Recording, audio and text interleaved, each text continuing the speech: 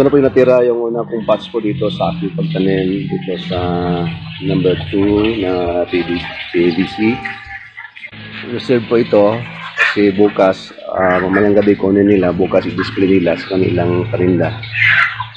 Ano po, actually ito ay mag 30 days ngayong Martes pa. So, unti-unti pong nabili ito mula ng 3 weeks pa lang.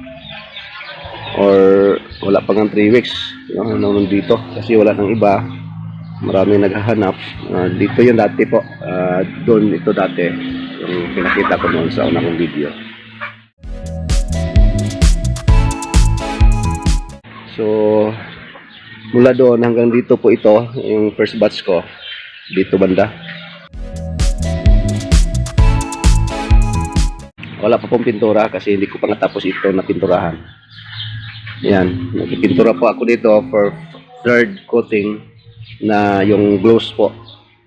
Ang gamit ko palang pintura po nito ay latex lang. Unang coating, pangalawang coating ay yung flat na latex. Di pangatlo po itong gloss po na latex din. Na kung saan po nagpipinta ako kahit may talim na. Kahit dito po sa kabila. Dito medyo nahihirapan ako pag pintura nito po kasi medyo malaki na yung mga tanim dito. So bawat tanim po ay inalis ko pag ganoon bago ako magpintura.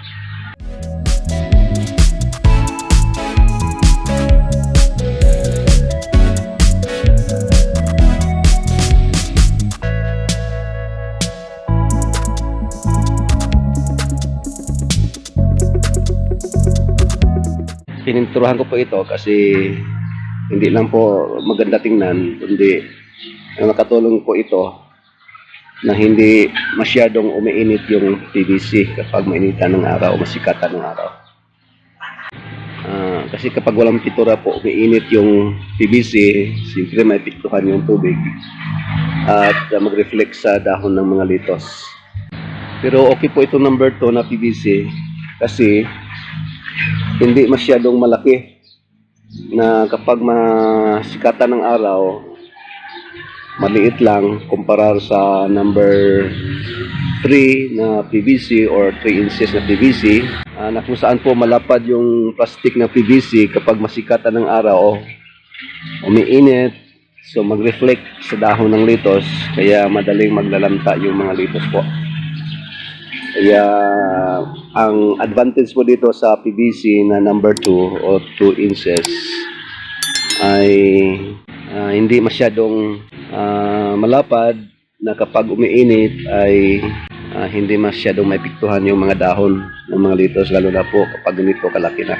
Okay lang po pag malaki na sila tulad nito, hindi na talaga maiinitan yung mga PVC kasi may dahon na ng litos, matatabunan na.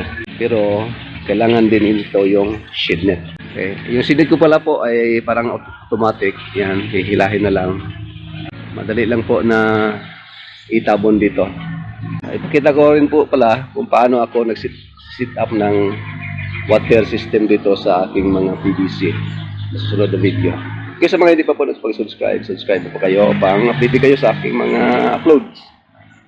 Bagong video at marami pa po tayong video na gagawin patungkol po dito sa hydroponic system. Okay, maraming salamat. God bless po. Bye bye po.